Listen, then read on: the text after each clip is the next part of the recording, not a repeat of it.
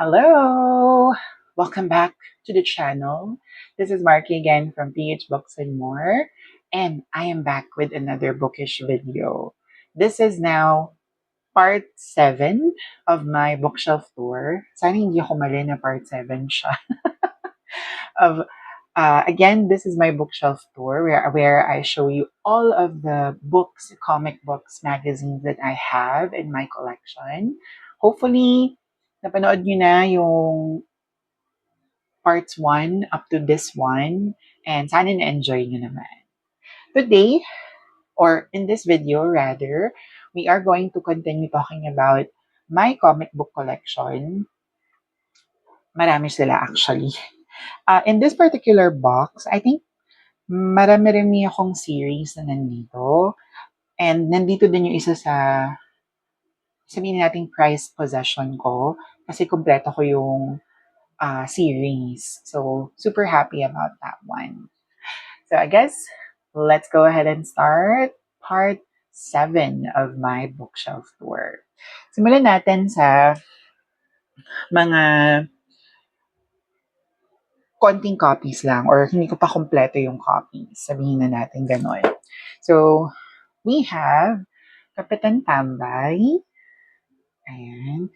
Kung familiar kayo kay Kapitan Tambay, may page siya sa Facebook and he's a very funny man, very witty yung humor niya.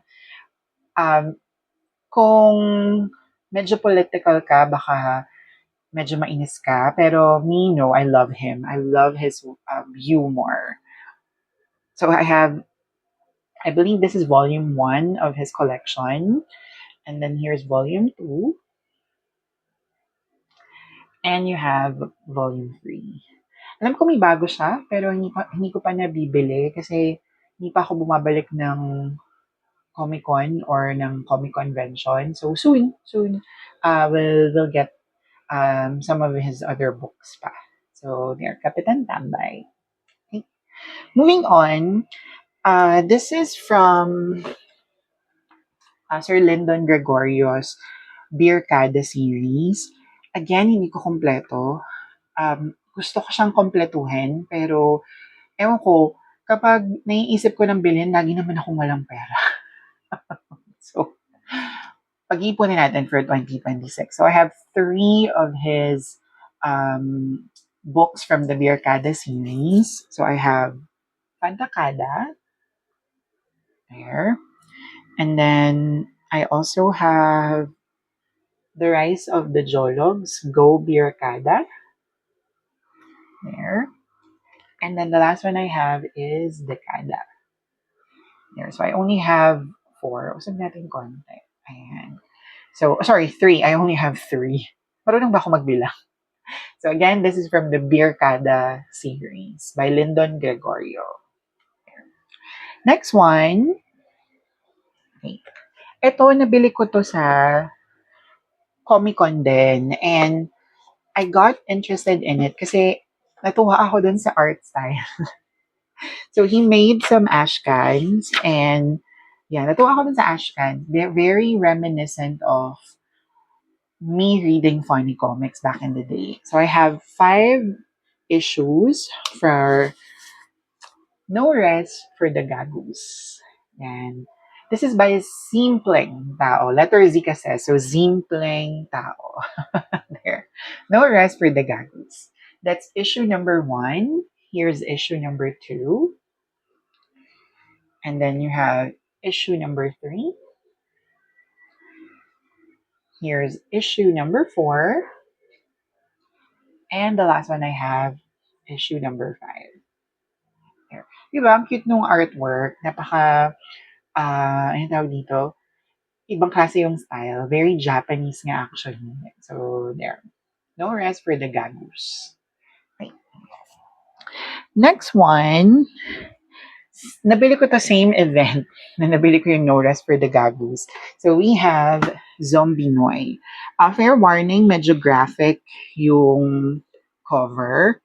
But, yeah. Papatong-patungan ko na lang para hindi siya nakastay na matagal dun sa image na yon. So, this is Zombie Noy. There. This is from Pelicomic Studio.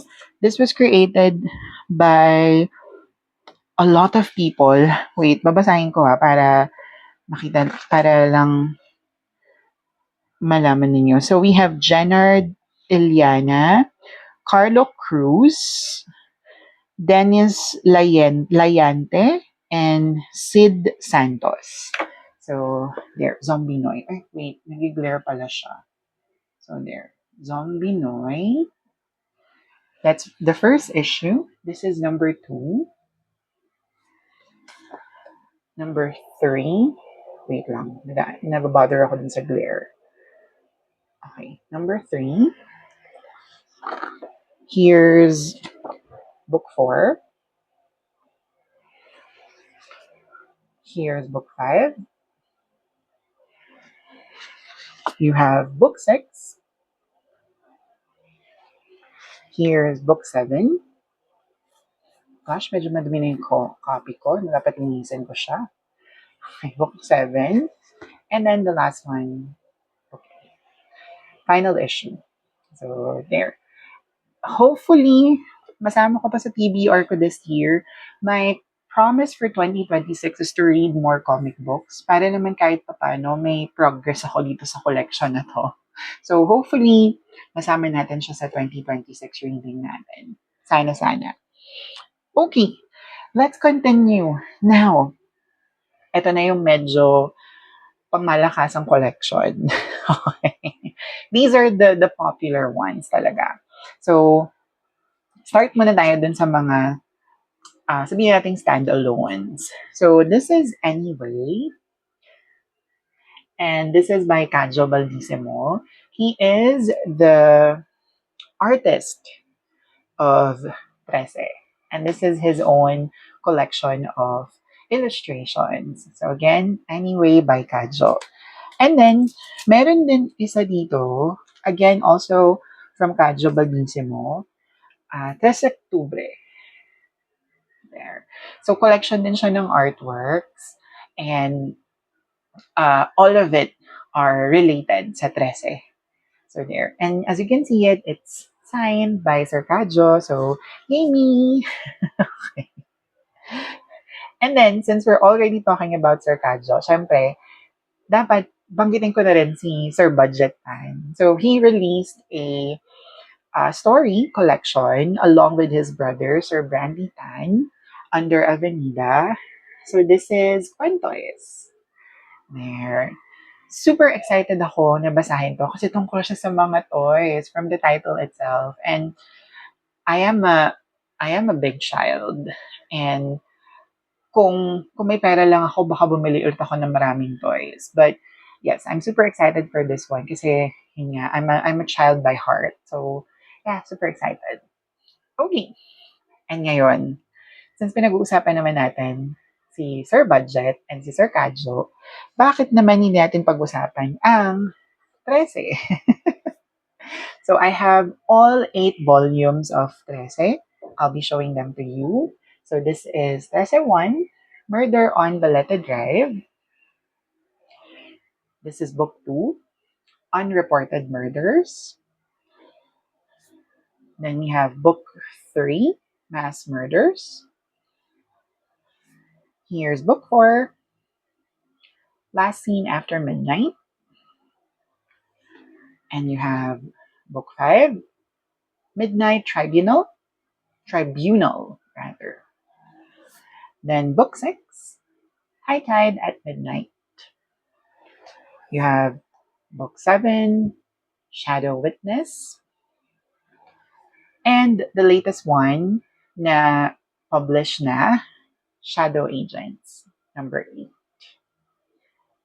Now, ba't ko sinabing ito yung latest one na nakapublish? Kasi, yun nga, published na siya by Avenida. Pero, meron na kasing na-release na ashcans for 13-9, pero hindi pa kasi siya kompleto and hindi pa siya officially published ng publishing company. So, ito yung most recent publication. Okay. Speaking of the ashcans, I have the ashcans for 13-9. So we have Shadow Angels. So this is one of issue 1 of 13. And, and then you have issue 2. And then finally, issue number 3. So, we're still waiting sa mga susunod na issues or kung ma-release na ba yung 13-9. So, fingers crossed ma-release either or. Okay. Now, these are spin-offs ng 13. So, we have in here Bloodlines. There. This is a collection from multiple authors and artists. Trece Bloodlines. And then, Trece presents Verdugo. So, this is created by J.B. Tapia. There. Nga pala, many of these issues, or actually most of these issues, are signed by Sir Cadjo. And then yung kay Sir JB, signed din siya. So, pirmado ni Sir Cadjo, halos lahat. And Sir Budget will be here this week or this weekend. Hindi ko alam kung papayagang magpapirma ng 13 dun sa event. Pero dadalhin ko pa rin tong 13 para lang hoping na mapapirma. Pero, syempre, we're not sure. But, fingers crossed, mapapirma ko siya. So, there. That's all my 13 book collection. So, bababa na natin sila kasi baka malaglag.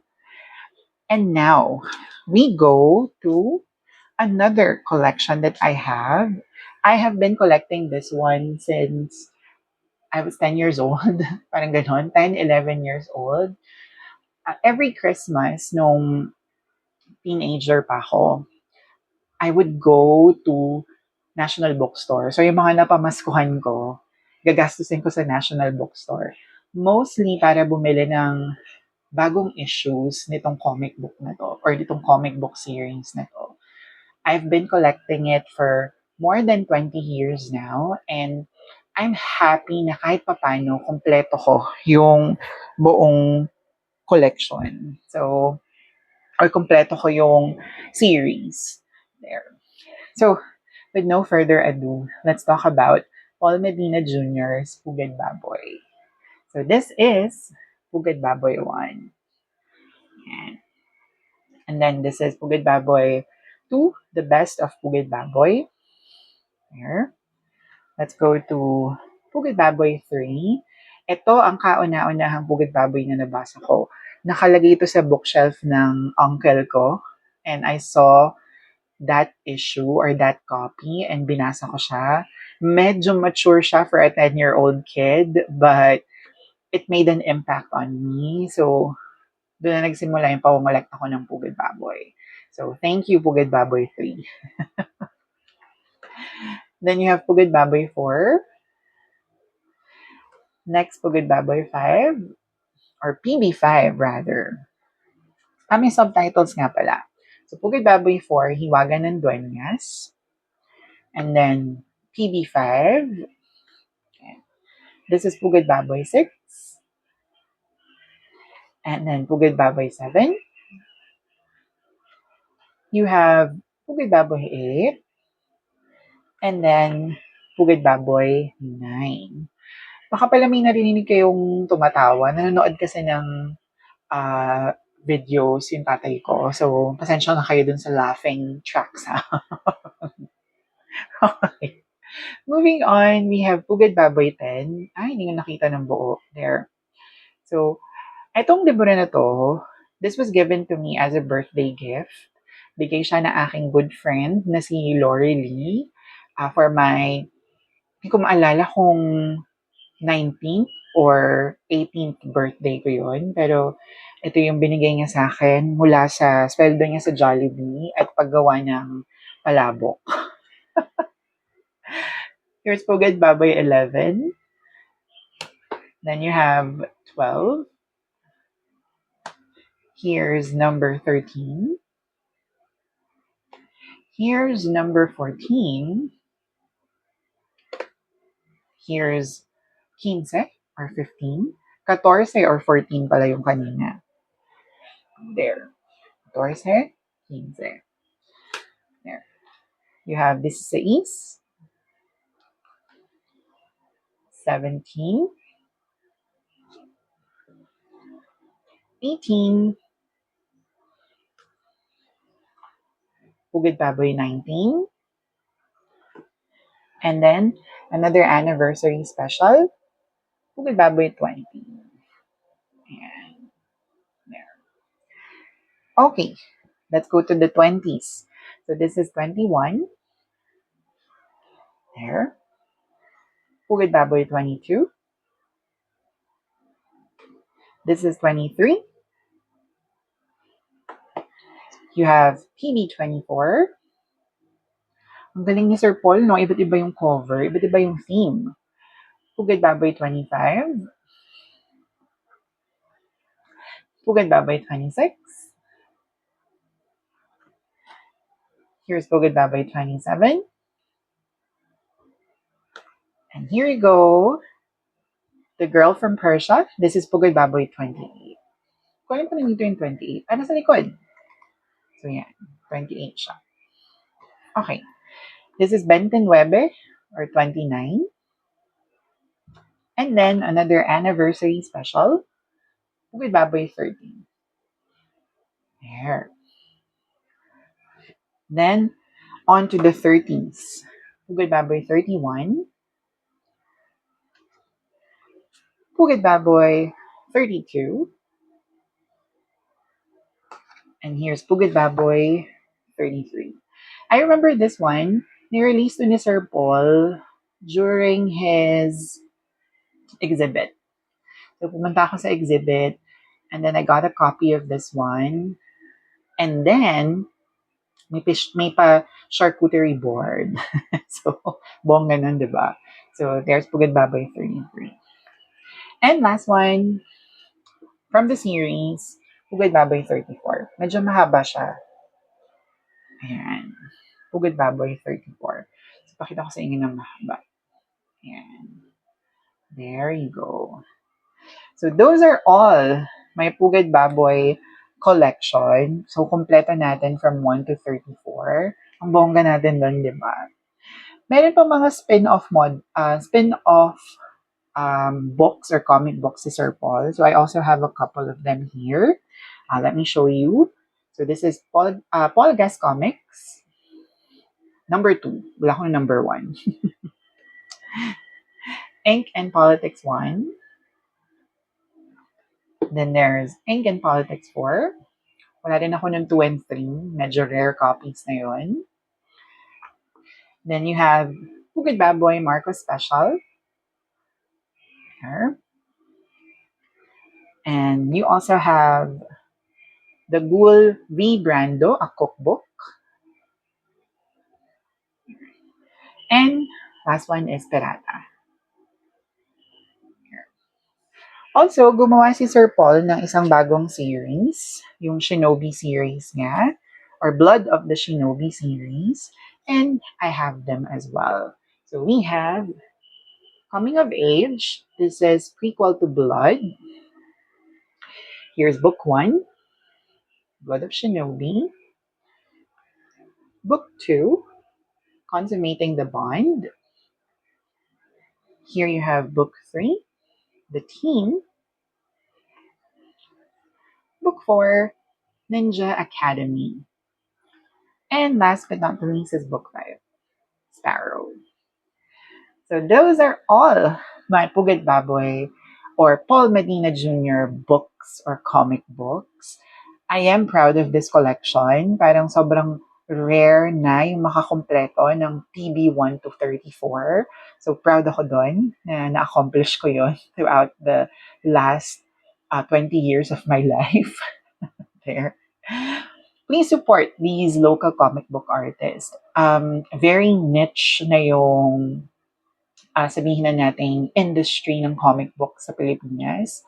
But if we continuously support our artists and our creatives, hindi mamamatay yung industry ng comics sa Pilipinas. So please find the time to support them and what do you call this? dalawin nyo sa mga comic convention. Our artists will be very happy to talk to you and see you and discuss their works. So please, please, please do so. So that's about it for this part of the bookshelf tour. Please stay tuned for the rest. Marami pang susunod. Please be patient with me sa mga susunod pang videos. Thank you again. This is Marky from PH Books and More. I'll see you in the next video. Bye-bye!